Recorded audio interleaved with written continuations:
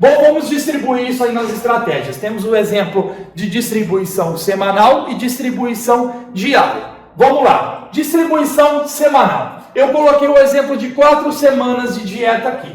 Na dieta, baseada nessa dieta que a gente distribuiu aqui, beleza? Bom, a primeira semana desse cara, eu fiz uma semana de carbo alto, tá? Por que carbo alto? Eu quero otimizar o desempenho dele, eu quero consolidar a força, eu quero que ele trabalhe em intensidades maiores, ele está com um volume considerável de treino, então ele precisa de uma demanda energética maior. E eu fiz a semana inteira de carbo alto. Se a gente pegar o carbo alto, tem 3.690 calorias. 3.690 vezes 7 dias da semana, a gente tem 25.830 calorias, tá? Aí na segunda semana, ele conseguiu ali reduzir, mesmo fazendo a semana inteira de carbo alto, ele reduziu 200 gramas do peso corporal. Aqui ele perdeu 200 gramas.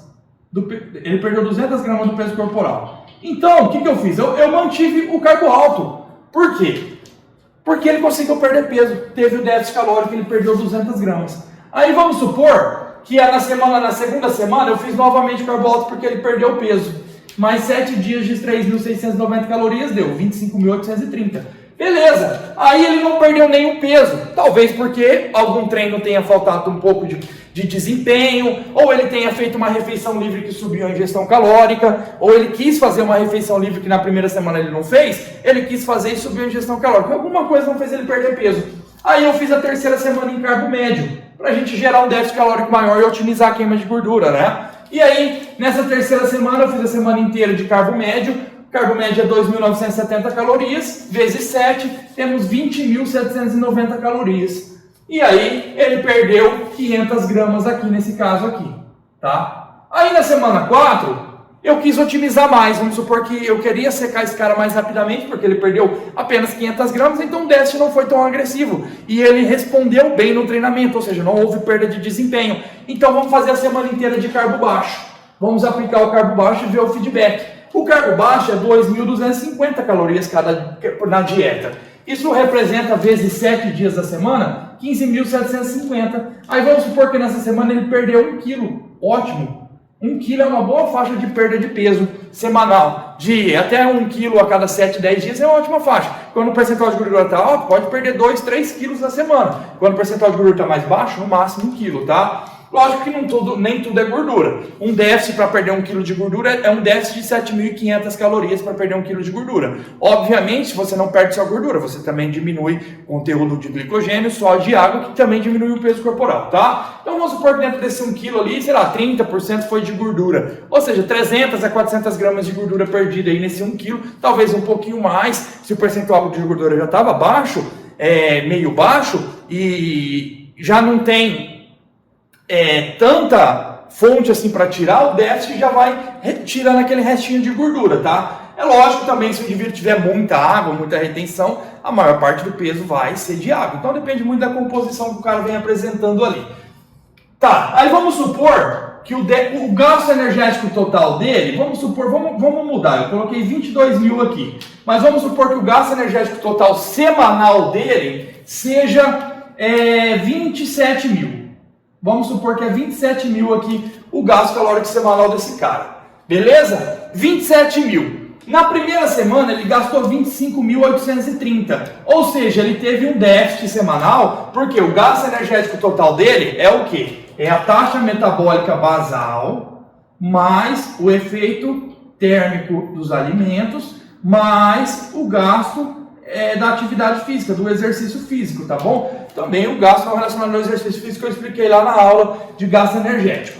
Então, isso total na semana, em 7 dias, deu 27 mil, tá? Vamos supor que ele treinou só 5 dias na semana. Então, 5 dias na semana ele teve o gasto do exercício. Os outros 2 dias ele teve apenas a taxa metabólica basal e o gasto, o efeito térmico dos alimentos, tá bom? Então, isso aqui é somando o gasto da semana inteira dele, é uma estimativa. Então, vamos supor que deu 27 mil. E aí, na primeira semana, com esses 27 mil de gasto, ele teve um déficit de 1.170. Um déficit de 1.170 calorias de déficit, tá? E aí, ele perdeu 200 gramas nessa primeira semana com esse déficit aqui. É uma estimativa, tá bom? É um déficit semanal, 1.170 calorias. Beleza? Na segunda semana, ele também teve esse déficit. Só que ele não perdeu peso. Por quê? Porque provavelmente o gasto energético total dele foi prejudicado. Talvez o trabalho dele exigiu menos dele, talvez ele descansou, talvez ele fez refeição livre, comeu alguma coisa fora, ou deixou de treinar alguma coisa, né? E acabou ou subindo um pouquinho a ingestão, fora da dieta, ou diminuindo o gasto. E aí não teve perda de peso, tá? E aí o que eu fiz? Eu apliquei o carbo médio. E aí, fazendo a semana de carbo médio, ele comeu 20.790 e gastou 27.000. Ou seja, o déficit aqui foi 6.210. Então, ele teve um déficit bem grande na semana. 6.210 calorias. Tá? Então, aqui ele teve um déficit de 6.210 calorias aqui. Nesse caso, esse déficit aqui já é bem agressivo. Por quê? 1 kg de gordura é um déficit de 7.500. Então ele pode ter praticamente perdido quase 1 kg de gordura. 800 gramas de gordura aqui. Eu falei que ele perdeu só 500 gramas, até, mas eu nem considerei esse gasto aqui de 27.000. Tinha considerado o gasto de 22.000. Então vamos supor que aqui ele não tenha perdido isso aí. Ele tenha perdido 1 kg nesse caso aqui. Tá? Porque eu subi o gasto energético de 22.000 para 27.000 no exemplo aqui. Aí ele perdeu 1 kg aqui e praticamente 800 gramas de gordura. Ou seja, a maior parte foi gordura mesmo. Talvez ele tenha um percentual de gordura muito alto e precisava, o corpo usou muito mais desse combustível porque tinha muito desse combustível. E lógico, ele vai usar se tiver uma sensibilidade à insulina boa também, razoavelmente boa, né? Se tiver uma resistência à insulina é mais difícil usar essa gordura aí, mas beleza. Perdeu 1 kg. Já na semana, eu quis deixar mais agressivo e nesse caso aqui, vamos supor que ele perdeu 2 quilos, tá? Por quê? Ele gastou 27.000 e ingeriu só 15.750 calorias. Isso aqui gerou um déficit de 11.250, um déficit bem grande, né? Isso aqui é muito difícil gerar esse déficit na semana. Se você considerar um déficit diário de 500 calorias, no final de semana 3.500. Aqui teve um déficit de 11.250. Provavelmente aqui ele perde 2 até 3 quilos. Talvez até mais, tá?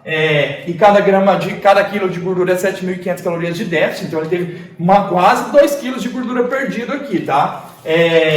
Praticamente 50% desse valor aqui perdido em gordura. Ou seja, se a gente considerar no mês, 4 semanas, ele perdeu 200 gramas na primeira semana, aí ele não perdeu mais nada na segunda semana, na terceira ele perdeu mais 1 quilo, e na segunda semana vamos considerar que ele perdeu 2 quilos, tá? Então ele perdeu no mês 3,2 kg. Ele teve um déficit e perdeu 3,2 kg nessa estratégia aqui.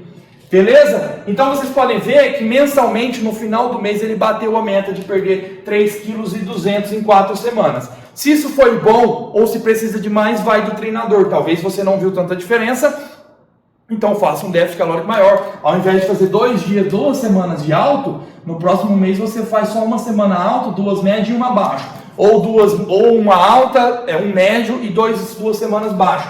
E aí você consegue manipular isso. Por quê? O gasto energético do exercício, o gasto energético dele pode ser influenciado pelo serviço, pelo trabalho, se for um trabalho cansativo ou não. Às vezes ele faz menos coisa no trabalho, às vezes ele gasta menos calorias nas atividades de casa, às vezes o treino dele, ele não conseguiu levantar o mesmo tanto de carga, porque carga gera gasto calórico, ou ele não conseguiu fazer o volume de treino, ou ele não cumpriu os aeróbicos, ou por exemplo, ele fez refeição livre. Se a gente adiciona 3.000 calorias de refeição livre cada semana, o déficit calórico diminui. Então a refeição livre ela tem que ser estimada. Você tem que... Bom, a refeição livre, vamos fazer cerca de 3.000 calorias para você ter um controle. Como o cara sabe 3.000 calorias de livre? Ele pode pesquisar por aplicativos, MyFitnessPal, Fat Secret, ou ele pode pesquisar no Google, valor nutricional da pizza de queijo. Aí vai sair as estimativas para estar trabalhando, tá? E aí você consegue estimar quanto ele pode comer, o álcool também entra nessa conta. E aí você consegue ter esse controle. Como a gente chega no cálculo do gasto energético total? Lá na aula eu expliquei e falei que é uma estimativa, não é exato. Aí você vai pelo peso corporal. Por exemplo, eu vi que aqui ele perdeu 200 gramas, então obviamente ele gastou mais. Ou ele acabou comendo de menos do que o recomendado, então você tem que investigar. E aí você vai no parâmetro de peso, se ele ganhou peso não está em déficit, aí você aperta a dieta ou sobe o gasto. Beleza? Esse foi o exemplo semanal. Vamos para o exemplo 2, que é o exemplo de ciclo de carbo diário.